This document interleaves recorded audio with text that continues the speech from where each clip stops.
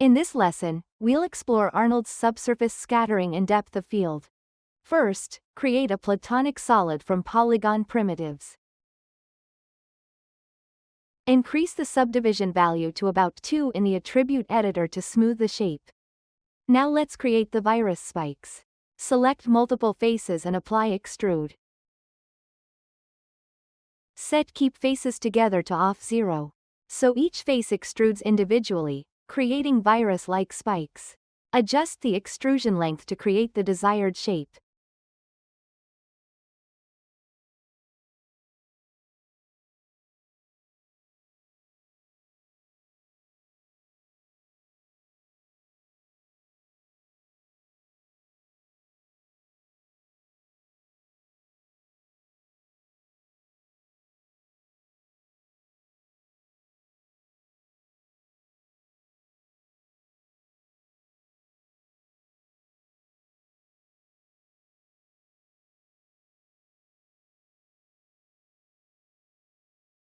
Next, let's unwrap the UVs. Open the UV editor and arrange the UVs as needed. This example doesn't require perfect UVs, as long as they don't overlap significantly.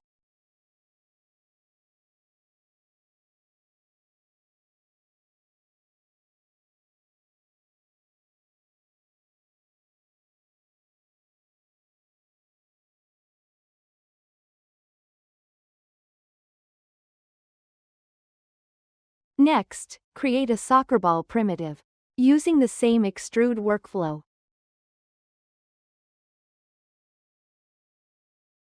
Create a second virus with a slightly different shape.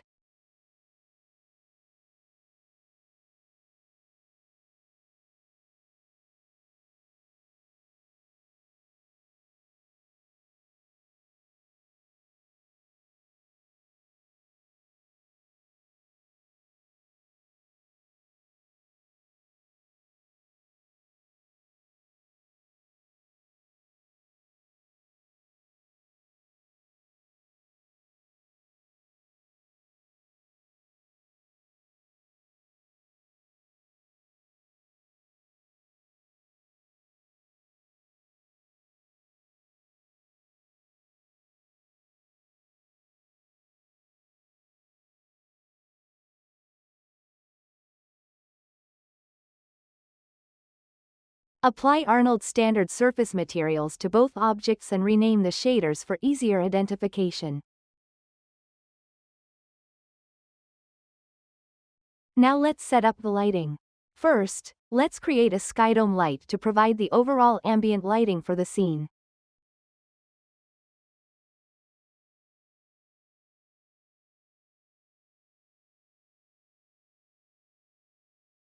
Create a plane behind the objects to use as a simple background.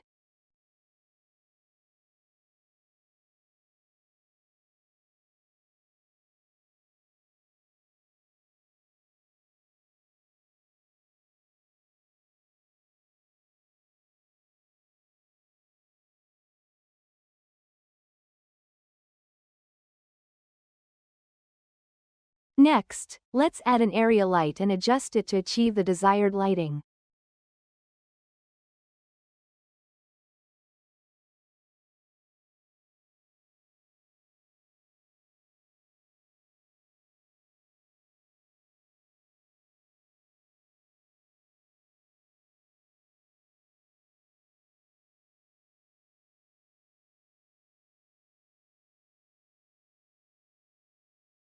With both viruses using Arnold's standard surface materials, let's add some surface detail.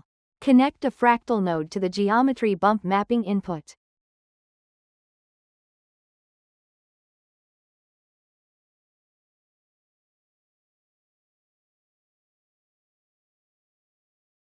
Adjust the fractal amplitude to create a rough, cell-like surface.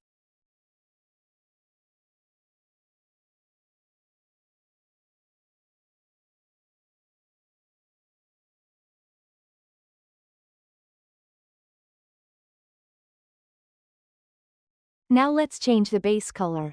First, let's see the material without subsurface enabled.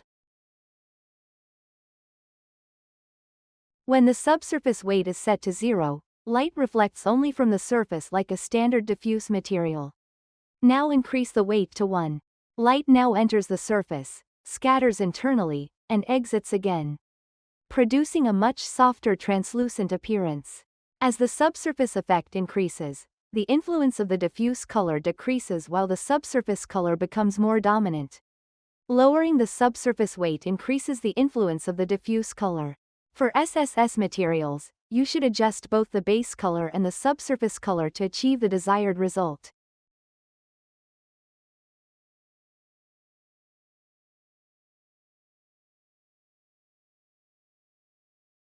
Now let's look at the radius parameter. Setting the radius to a reddish-orange allows red light to scatter farther beneath the surface, producing a more natural subsurface effect. Next, let's look at the subsurface scale. Scale controls how deeply light scatters inside the material. If the value is too low, the light scatters only near the surface. If it's too high, the light scatters too deeply, making the object appear overly soft and translucent. It's important to use a value that matches the scale of your model. Adjust it until you achieve the look you want. Finally, apply the same workflow to the second virus and adjust the colors and material until you're satisfied. Now let's open the Arnold render settings. Subsurface materials tend to produce more noise than standard materials. Increasing both the camera samples and the subsurface samples will produce a much cleaner result. In recent versions of Arnold, an AI denoiser is enabled in the imager by default. First, let's remove the denoiser. Rendering without it will reveal the image noise. Now let's add the denoiser back. Two of the most commonly used denoisers are OIDN and optics. OIDN is CPU-based and provides stable, high-quality results. Optics uses NVIDIA GPUs to remove noise much faster. For this example, I'll use optics. Once enabled, the current render is denoised immediately. The same denoiser will also be applied automatically to all future renders. Comparing the results, you'll see that the denoised image is much cleaner. Since scenes can occasionally crash during rendering tests, remember to save your work frequently. Finally, create a camera and compose your shot.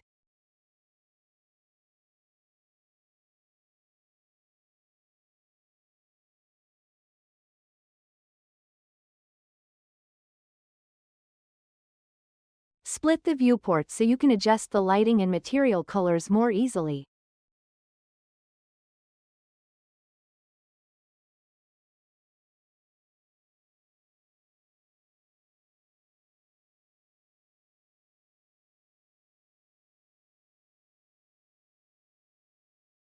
Enable depth of field in the Arnold camera settings.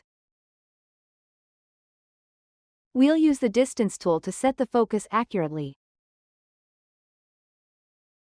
Measure the distance from the camera to the virus you want to focus on.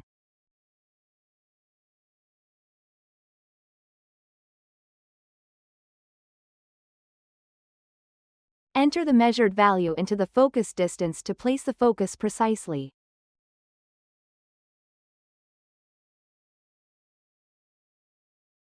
Now adjust the aperture size. Increasing this value creates a shallower depth of field, making the surrounding areas blurrier. Adjust the value until you achieve the look you want.